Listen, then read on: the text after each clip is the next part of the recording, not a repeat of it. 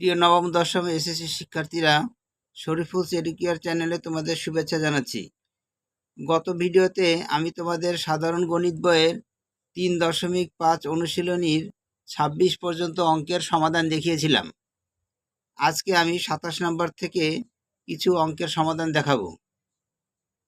তাহলে দেখো, প্রথমে 27 নম্বরে আছে 4% হার মুনাফায় কোনো টাকার 2 বছরের সরল মুনাফা ও চক্রবৃদ্ধি মুনাফার পার্থক্য 1 টাকা হলে মূলধন কত?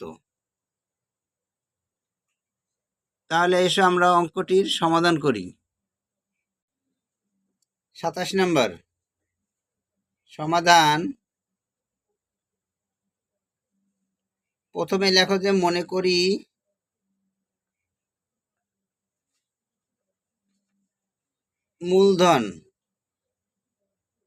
মূলধন পি সমান লেখো x টাকা। মূলধন আমরা x টাকা হিসেবে ধরলাম। এরপরে লেখো দেওয়া আছে মুনাফার হার আর সমান 4%। আর 4%-এ কি লিখতে হয় তা তো তোমরা জানোই, 4/100। সময় n সমান 2 বছর। অতএব সরল মুনাফা সমান কি? সরল মুনাফা ধরা হয় আয় দিয়ে। তাহলে আয় সমান তোমরা নিশ্চয়ই জানো যে আয় সমান হচ্ছে পি আর এন। এটা হচ্ছে সরল মুনাফা। এখন পির জায়গা কত হবে? পির জায়গা নিশ্চয়ই এক্স হবে, ইন্টু আর এর জায়গা কত হবে? আর এর জায়গা নিশ্চয় হবে 4/100, তাই দিয়ে দাও। আর এন এর জায়গা কত হবে? এন এর জায়গায় যে 2 দিয়ে দাও। তাহলে এটা এত টাকা। এই জায়গাটা ব্র্যাকেটও দিয়ে দাও। এবার কাটাকাটি করলে আসে দেখো কত। এটা 4 দিয়ে কাটলে 1, এটা হবে 25, আর কাটে না। এবার লবে থাকে এক্স আর 2 আর 1, তার মানে 2x, আর হরে থাকে 25, এত টাকা। তাহলে আমাদের আয়ের মান হচ্ছে 2x/25 টাকা। এবার লেখো আবার চক্রবৃদ্ধি মুনাফায় স্ববৃদ্ধি মূল।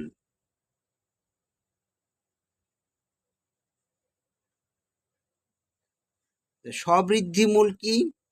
স্ববৃদ্ধি মূল হচ্ছে এর মধ্যে চক্রবৃদ্ধি মুনাফাও আছে, আবার আসলও আছে। এটা হচ্ছে স্ববৃদ্ধি মূল। স্ববৃদ্ধি মূলকে ধরা হয় সি দিয়ে। তাহলে সি সমান পি ইন্টু 1+r⁴n। এটা হচ্ছে স্ববৃদ্ধি মূলের সূত্র। এবার এখানে তুমি মান বসাও। পির মান কত ছিল? অবশ্যই এক্স ছিল। 1 এর মান 1 তো 1ই, প্লাস আর কত ছিল? 4/100। আর এন কত ছিল? এন ছিল হচ্ছে 2, মানে 2 আর কি, এত টাকা। সমান এক্স ইন্টু 1 প্লাস এটা কাটাকাটি করলে হবে 1/25, তার হোল স্কয়ার। এখন এখানে সরল করো, লসাগু কত হবে? অবশ্যই 25 প্লাস 1, তার হোল স্কয়ার সমান এক্স ইন্টু কত আসতেছে বলো তো? 26/25, তার হোল স্কয়ার সমান এক্স ইন্টু 26 বর্গ করলে হবে 676, বাই আর 25 বর্গ করলে হবে 625। এত কি এত সব টাকা হবে কিন্তু। এবার এক্সের সাথে গুণ করো 676 বাই 625 এত টাকা। তাহলে এটার মধ্যে আছে কি, এটার মধ্যে আছে চক্রবৃদ্ধি মুনাফা আছে, আবার আসলও আছে।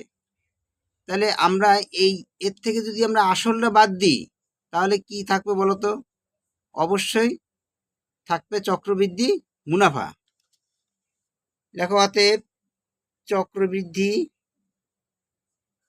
মুনাফা সমান সমান কত হবে? C minus P. সির মান ছিল এইটা, বসাই দাও 676 বাই 625। আর পির মান কত ছিল? পির মান কিন্তু এক্স ছিল।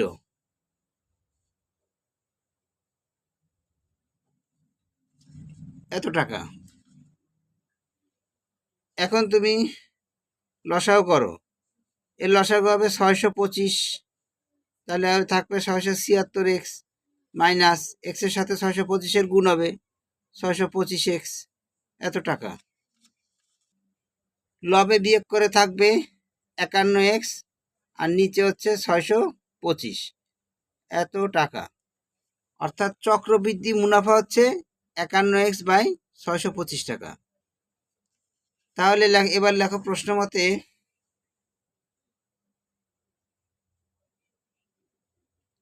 চক্রবৃদ্ধি মুনাফা আর সরল মুনাফার পার্থক্য কিন্তু, তার মানে দুইটার বিয়োগফল।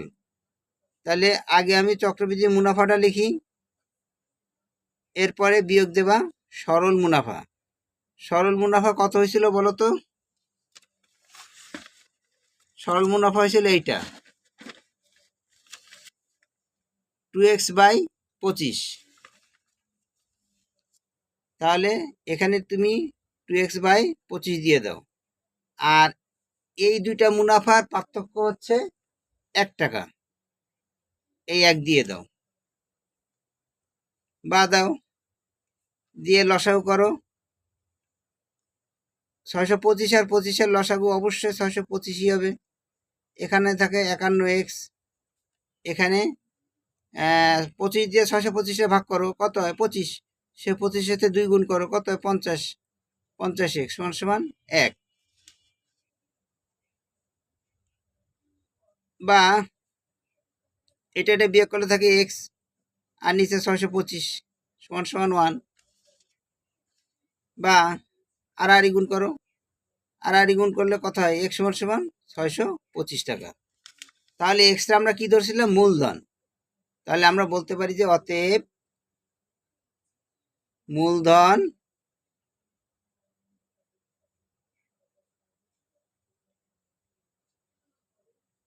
$625 টাকা। এটা হচ্ছে আমাদের 27 নম্বরের অ্যান্সার। এবার 28 নম্বর, কোনো আসল 3 বছরের সরল মুনাফা সহ 460 টাকা এবং 5 বছরের সরল মুনাফা সহ 600 টাকা হলে শতকরা মুনাফার হার কত? তাহলে এসো আমরা অঙ্কটি করি। 28 নম্বর সমাধান। এখানেও দেখো লিখি যে ধরি মূলধন পি সমান x টাকা, আর মুনাফার হারটারে তুমি ধরে নাও আর দিয়ে, এবং মুনাফার হার সমান সমান R%।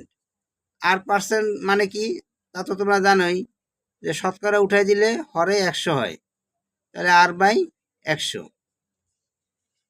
এবার লেখো প্রথম প্রশ্ন মতে। প্রথম প্রশ্ন মতে আসে দেখো আসল এবং সরল মুনাফা এই দুটা মিলে হবে, এই দেখো আসল আর সরল মুনাফা এই দুটা মিলে হবে 460 টাকা, সেটা আবার 3 বছরে। তাহলে আমরা লিখতে পারি যে আসল কত? আসল হচ্ছে পি, আসল হচ্ছে পি, প্লাস সরল মুনাফা কি হয়? সরল মুনাফা হয় আই সমান সমান 460, বা পির মান কত? এক্স প্লাস, আচ্ছা আমি এক্সটা পরে বসাবো। এবার আই সমান কি? পি আর এন সমান সমান 460, বা এখান থেকে তুমি পি কমন নাও। পি কমন নিলে থাকবে 1 প্লাস আর এন সমান সমান 460, বা এইবার তুমি পির মান বসাও। পির মান হচ্ছে এক্স ইন্টু 1 প্লাস আর, এখানে দেখো আর আমাদের মুনাফার হার ছিল R%, মানে R/100, তাহলে এখানে তুমি R/100ই দিতে পারো, ইন্টু এন হচ্ছে, এখানে আমাদের সময় ছিল 3 বছর, তাহলে তুমি এনের জায়গায় দেবা কত? সে সময়টা দেবা 3 বছর সমান সমান 460, বা এক্স ইন্টু 1 প্লাস, এখানে হবে 3R/100 সমান সমান 460, বা এক্স থাকবে, এখানে সরল লসাগু করো, এখানে লসাগু হবে কত? 100, 100 দিয়ে 1 রে গুণ করলে হবে 100, আর এখানে 100 দিয়ে 100 ভাগ করলে 1 হয়, সেই 1 দিয়ে 3R এ গুণ করলে হবে 3R সমান সমান 460, বা এবার দেখো যে এই এক্স হচ্ছে কোথায়? অবশ্যই লবে, আর এখানে ভগ্নাংশের লব হচ্ছে এইটুক, তাহলে এক্স এর সাথে ওই ভগ্নাংশের লবটা গুণ আকারে দেবা, এই গুণ আকারে দিলাম, আর হরে ছিল 100 সেটা রেখে দিলাম সমান সমান, এখানে 460 আছে, রেখে দাও। এইটাকে তুমি 1 নং সমীকরণ দিয়ে লিখে দাও। এবার লেখো দ্বিতীয় প্রশ্ন মতে। দ্বিতীয় প্রশ্ন মতের ভিতরে কি আছে দেখো, 5 বছরে সরল মুনাফা সহ হয় 600 টাকা, তাহলে আমাদের মূলধন কত? পি প্লাস, আর হচ্ছে সরল মুনাফা কি? পিআরএন সমান সমান কত? 600, বা এখান থেকেও তুমি পি কমান নাও, থাকে 1 প্লাস আর এন সমান সমান 600, বা এবার তুমি মান বসায় দাও, পির মান কত ছিল? এক্স ইন্টু 1 প্লাস আর হচ্ছে R/100, আর এখানে এন ছিল, এন মানে হচ্ছে সময়, এখানে সময় হচ্ছে কত? 5 বছর সমান সমান 600, বা এক্স রাখো, এবার তুমি এখানে সরল করে দাও, লসাগু কত হবে? 100, আর এখানে একের সাথে 100 গুণ করলে হবে 100, প্লাস আর এর সাথে 5 গুণ করলে হবে 5R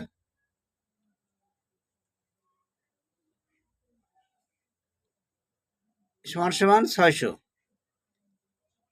দেখো এই পাঁচটা যখন তুমি করবা তখন 100 দিয়ে 100 ভাগ করবা, ভাগ করলে কত হয়? 1, সে 1 দিয়ে তুমি 5R গুণ করবা, তা 5R 1 দিয়ে গুণ করলে 5R হবে, বা এবার সে আগের মতো করবো আমরা, এই লবের সাথে লব রেখে দেবো, x into 100 plus 5R by 100 সমান সমান 600।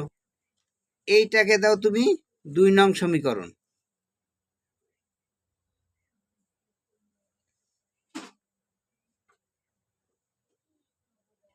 এইবার আমরা 2 নং সমীকরণকে 1 নং সমীকরণ দ্বারা ভাগ করব। তো লেখো যে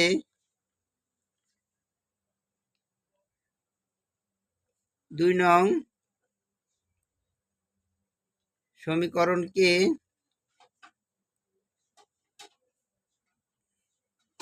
1 নং সমীকরণ দ্বারা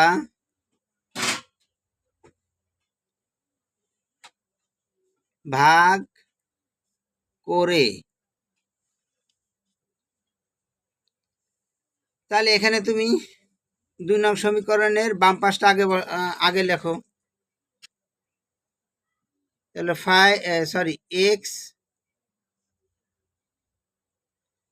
x into 100 plus 5r by 100, এটা আমি 2 নম্বর সমীকরণের বাম পাশটা লিখলাম। এবার ভগ্নাংশ দিয়ে 1 নম্বর সমীকরণের বাম পাশ লিখব। 1 নং সমীকরণের বাম পাশ ছিল x into 100 plus 3r by 100, এই ছিল বাম পাশ।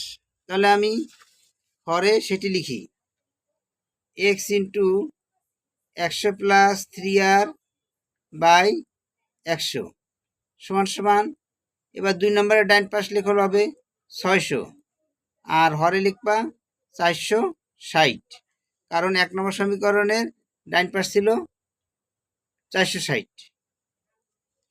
এবার দেখো কি হবে, বা দাও, এখানে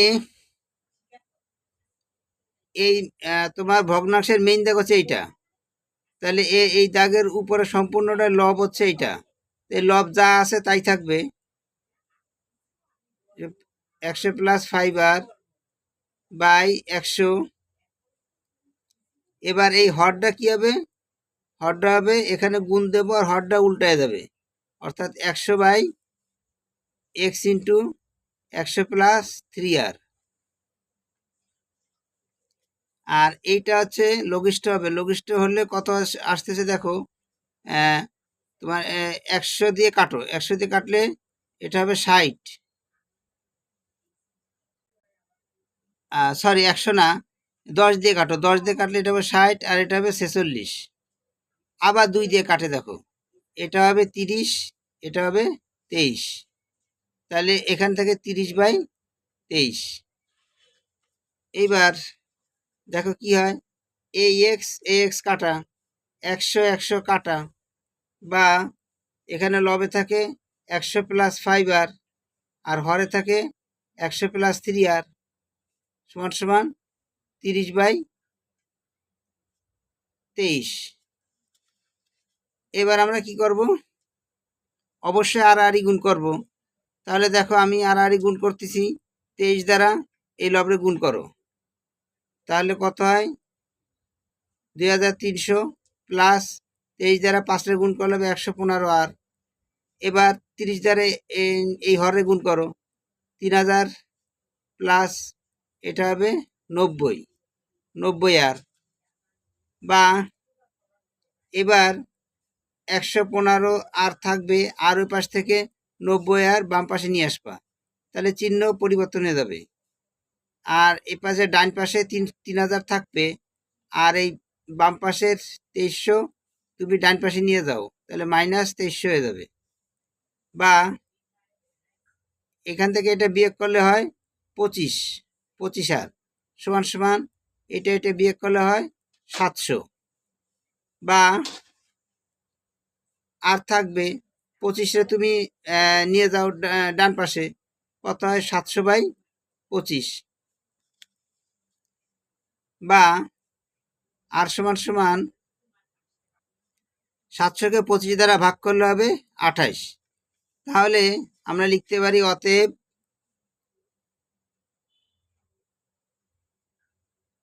বার্ষিক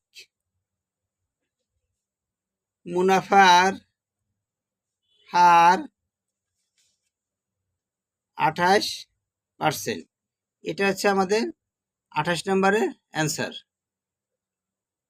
তাহলে প্রিয় শিক্ষার্থীরা, আজ এ পর্যন্তই। আগামীতে বাকি অঙ্কগুলোর সমাধান ভিডিও আকারে তোমাদেরকে দেওয়া হবে। সে পর্যন্ত তোমরা সবাই সুস্থ থাকো।